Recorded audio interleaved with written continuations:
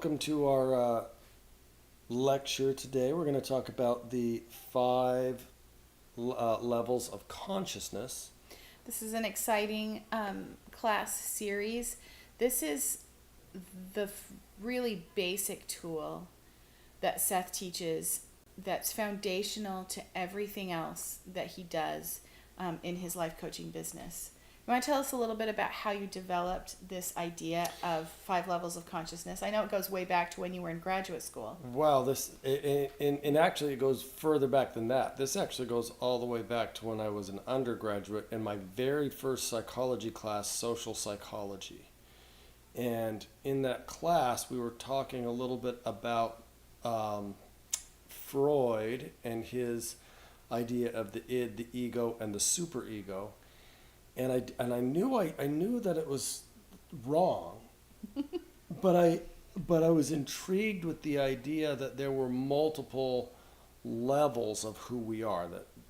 And so then I started to research, and actually the next thing that I researched was the Mayan culture has 7 levels of consciousness that they talk about. And then the more I studied it, the more I realized this is something that pretty much every culture in the world has some form of this idea that we have levels of who we are that make up who we are. You think it's because we just inherently have a perceptual understanding that there are deeper and more hidden parts of ourself, that there are parts that are more visible and that there are parts that are more interior and harder to see, harder to understand. Yeah, even for ourselves. Yeah, I think so. And so when I was studying Freud, and then later I studied human development again in my undergraduate, and I learned about a bunch of other theorists, and most of them had some kind of a theory about human development having multiple layers and levels that we have to develop through. And so it was a very interesting idea back then. But then in graduate school is when I actually started to kind of weed out the levels that other people had that I didn't as I met. It didn't ring true to you. Yeah, and as I met with clients, and I realized, okay, either that this isn't true, or you didn't go far enough. So with Freud, it was he's only got 3, and I was like, there's there's more to it than just these 3. And with the 7 levels of the Mayans, I realized 2 of those levels are actually a part of 2 of the other levels, and so you just combine them, and it was like, okay, that makes sense. Okay, so you were kind of refining this as a sort of almost a philosophical idea about the way that humans work. Right. A psychological theory. And then when you started seeing clients, how did you begin teaching this to them? Or how did you start with just knowing it yourself, or did you start by trying to teach people about it? No, yeah, this one I started knowing it myself, but I very quickly it started to teach because so often people would say, this is who I am. And I kept thinking, why are you defining and they would define themselves either by, hey, this is how I feel, so that's who I am, or this is what I think, so that's who I am. And so often people would define themselves in these very, very narrow ways. And so that's probably when I first started to teach people about the 5 levels of consciousness, because I wanted them to see that there was more to them than the narrow definition they were giving themselves.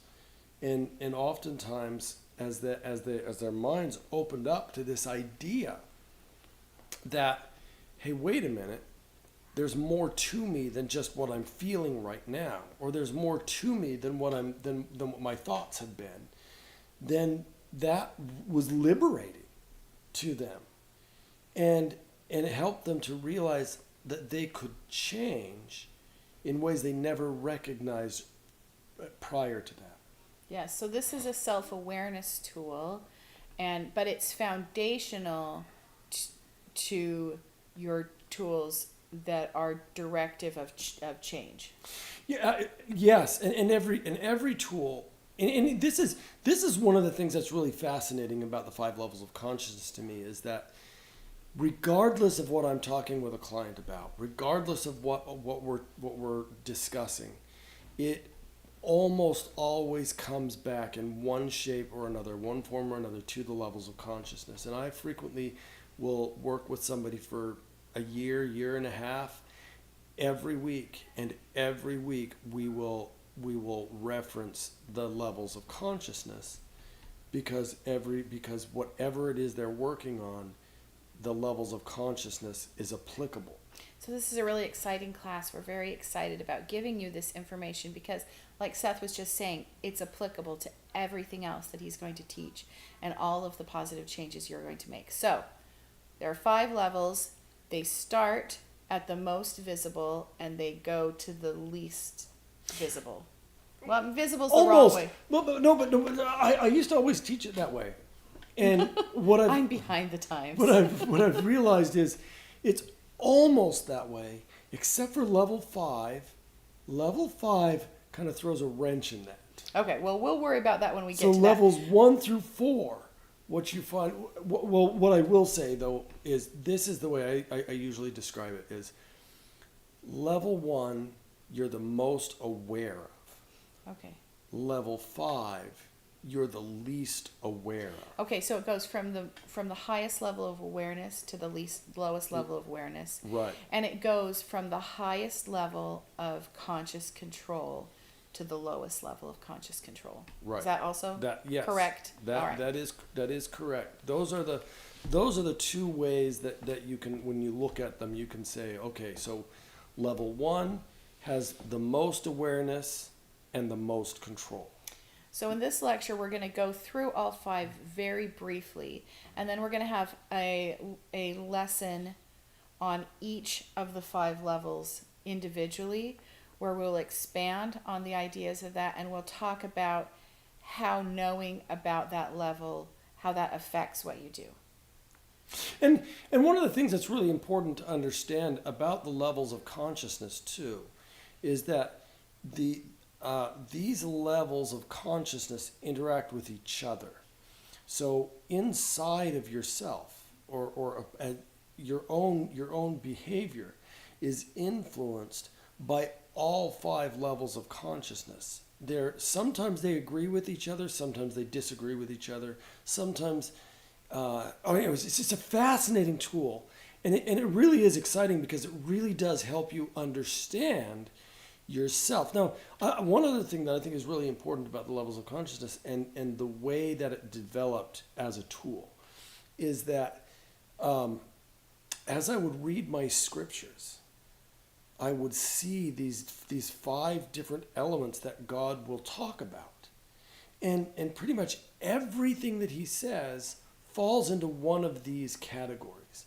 And that's what's really fascinating is that as I put these together, and then I've been teaching them for a while, and I feel really good about it because I felt like the scriptures really back it up. You know, if you're reading the Bible, the Book of Mormon, the Doctrine and Covenants, the Pearl of Great Price, they all really seem to back this up. But then in 2019, President Russell M. Nelson, a prophet of the Church of Jesus Christ of Latter-day Saints, gave a talk about change.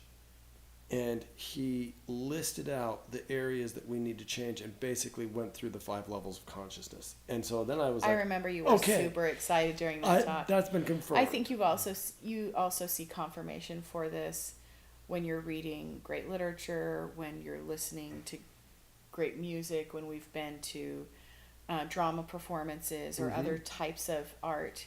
You really just see these everywhere. Oh, they are. And what's wonderful is you can really, I believe that understanding the levels of consciousness brings to you a couple of really important things. Probably the most important is it allows God to reveal things to you in a much more understandable way. I think a lot of people struggle with understanding personal revelation, and when you have the levels of consciousness, personal revelation becomes much clearer. So really quickly before we go to the levels, since we're talking about your development of this, do you have a psychological school of thought that you most closely adhere to, or that you're the most inspired by? Behaviorist versus other types of... Yeah, that's a really good question. And the answer is no. And the reason is because each school of thought, and this is really fascinating too, each school of thought can fit neatly into one of the levels of consciousness. So, for instance, behaviorism is a level 1 school. Right, behavioral, level 1. Cognitive, level 2. Emotion focused, level 3. Solution focused, level 4. I mean, you can just take each of these different models, basically, or schools of thought, and you can really neatly slip them in and to so each of the levels of your tool consciousness. integrates all these different theories and schools of thought and methods of psychological practice that you learned about as a graduate student. It makes them be able to, instead of being competed with each other, either you're a behaviorist or you're a cognitivist, and it integrates them together so that they all have their areas that they make sense in. And that makes sense because all of these different theories and therapies work sometimes for some people in some situations. Otherwise, they wouldn't be active theories. Well, and the other thing is that this helps professionals to identify what area of life you're struggling in, and so be able to take the model that best fits the problem, rather than saying this model fits everybody. It's okay, so you're struggling with negative thinking patterns. Okay, that's cognitive, so we're going to use a cognitive based therapy model. Or you might say, okay, you have feelings of self-loathing. Okay, well, that's emotion. So we're going to use an emotion-focused therapy to target that issue. All right, so we're starting to get into what the levels are now that we're hinting at that. Let's go through all 5 levels and briefly explain them. So level 1 is actions. Right. So actions, and I want to just take this kind of the way that the Lord does in the scriptures. So there are a couple of words that the Lord uses to describe actions. He calls it sometimes our works, or sometimes our deeds. Right. So our works and our deeds and our words. So works, deeds, and words, those are actions. And sometimes we see in popular thought a separation between words and deeds, what we say and what we do. Like there's an old nursery rhyme, a man of words and not of deeds is like a garden full of weeds. But we're saying that for the purposes of this model, that the things you say and the things you do are both actions. And that makes sense. Like speaking is an action. Absolutely. And if you think when the Lord said, it's interesting because the Lord says not to worry about what goes into your mouth, but worry about what comes out of it. Because he's just saying, your words are actions. Your words matter. What you say is... Yeah, he talks about how what comes out of your mouth is the thing that defiles a man. That right. You can be made unclean. You can sin by your words. Right. And if your words are not actions, that doesn't make sense. Right. So the Lord makes it clear, I think, that words and actions are a part of the same thing. And also, when you think about that, you have to think about it in these terms also. How much control do we have? Because actions we have 100% control of. We control our actions 100%. Nobody can make us do or say anything that we don't choose to do or say ourselves. We often feel compelled to do something by ourselves or by other people, but that feeling of compulsion always comes with a feeling of like, I have a desire to do this, I have a need to do this, but you can sense in your own self the ability at any point to say no and not do that thing. And even when there is a strong, what we think of as a compulsion, such as addiction, right? Somebody who's addicted.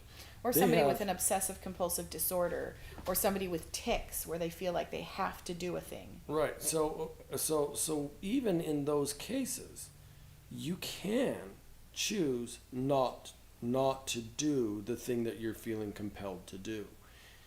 There are consequences. There's always consequences. Sometimes they're positive, sometimes they're negative, but there's always consequences And for the sometimes the choices that we consequences make. feel so unbearable that we feel like we're forced to make the choice Right. because we can't bear the consequence. Right, but we still made the choice, and that's what we have to understand. We have 100% control, and that's also how you can tell that words, what we say, is a part of our actions because we control what we say. Okay. So that's one of the really important things to know about actions. The second really important thing to know about them is that they are perceptible to the people around us. Right, so I usually tell people they're shared. We share our actions. And even if you don't want to share your actions, if you're doing something and somebody is in the vicinity and they're observant, they're going to see it and they're going to know. So, oftentimes people want to try to hide certain actions, but as long as you're doing the action, then it is observable. Now, it doesn't mean that people are observing every action that you take. Sometimes you're in a private place. Sometimes the people around you don't observe it for whatever reason, Right. because they're not paying attention to you every moment all the time. But it is. But it's observable. But That's your actions are observable. They're shared with other people. Okay, so level 2. Level 2 is thoughts. Mm-hmm. Level 2 are our thoughts. Pretty simple, actually. Level two is probably the most simple of all of the levels in terms of trying to understand it. It's thoughts, and with level 2, you have to think about these same two things that we talked about with actions: control, and sharing or observable. And so the first thing you have to recognize is you don't have the same control of your thoughts that you do of your actions. This is pretty obvious, I think, to most of us, that things come into our mind completely outside of our volition, that we can choose to entertain those thoughts or we can choose to turn our thoughts to other things, but we don't necessarily choose what thoughts are introduced into our minds. Right. So that's the first thing. The second thing that this is so important, and this is something that we're really bad at, and that is our thoughts are not observable. Nobody can see your thoughts. You can share your thoughts only through your actions, either words or gestures or whatnot. Facial expressions, posture. But you cannot, nobody in this world, maybe God, I'm sure God knows your thoughts because he tells us that, but mortal men and women do not have the ability to read your thoughts. There is nobody who has that ability. Sometimes my kids will tell me that I have that ability, but the thing is I'm just observant. I can see people's behaviors and guess sometimes what they're thinking based on that, but I cannot. So when we say read to their somebody, thoughts. you're a mind reader, this is a person who is extra observant and attentive. So. Right. So that's level 2. Level 3 are our feelings. And feelings are divided into 2 sections of feelings, that both things, we use the word feelings in English to apply to 2 different categories of things. One are our emotions, and the other are our physical sensations. And they both belong in the same category. See, one of the things that the Mayans did was they actually separated these 2. So there's a difference between I feel sad and I feel hot. Right. And yet these are part of the same level of consciousness category. Right, they're part of the same because they are still both feelings. And are they part of the same category because you deal with them the same way? Because they have qualities that are alike between them? You deal with them the same way, but more importantly, it's because they are the same. They're at the same level of awareness, and we have the same level of control. I guess that's partly what I mean when I say deal with them. Yeah. So the same level of awareness, meaning that we are less aware of how we feel than we are of what we think, and definitely than what we do. We're less aware of that ourselves, but the people around us are even less aware of that than we are. So again, it's awareness both internally ourselves, but it's also the awareness of the people around us and what they see. So maybe that's why we teach kindergartners to label, or preschoolers even, to label their feelings. Oh, I'm happy, I'm sad, I'm hot, I'm thirsty, I'm hungry. Mm-hmm. And we don't really need to teach them how to be aware of the fact that they think. Right. Like they just, we might start teaching them how to express their thoughts. Right. But not an awareness of them. We don't give them a vocabulary for awareness, thought awareness. Right.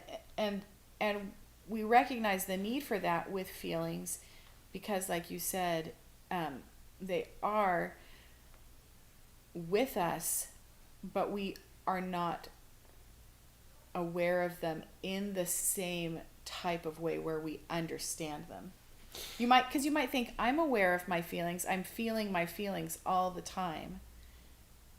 But it's a different type of awareness. Well, and one of those things is, yes, you're feeling your feelings all the time, but oftentimes you're feeling something and it's affecting your behavior and you don't know why you're doing the thing you're doing because you're not sufficiently aware of your feelings that's affecting the behavior. And that happens a lot.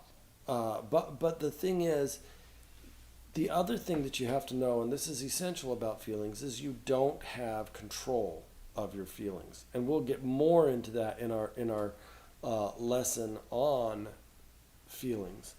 But you just know you don't have control. No, you don't have direct control of your feelings, and so your actions. It also means you don't have any direct responsibility for your feelings. You should never feel guilt about a feeling that you have. That right. A feeling you have is wicked. And we will explain that better in that lecture. We'll get to that and really kind of go through that because that's going to be an important thing to understand. And if that idea bothers you, just hold that thought that might feel like that's confusing or difficult or that you're inclined to disbelieve it until you wait till we give a fuller explanation of that concept. Right. And then you can see what you think about it. So level 4 of our levels of level consciousness. 4 is the most difficult, I think, to understand. And when you're introducing this to people, we talk a lot about actions, words, thoughts, and feelings. Those are things we have lots of vocabulary around. And can I just say also, that's because those are the 3 levels of open awareness, where we actually do have really clear and open awareness. At all times during the day, we're aware, at least to some degree, of each of those things. For instance, anytime you pause, you can say, "Oh, I feel," and think about how you feel.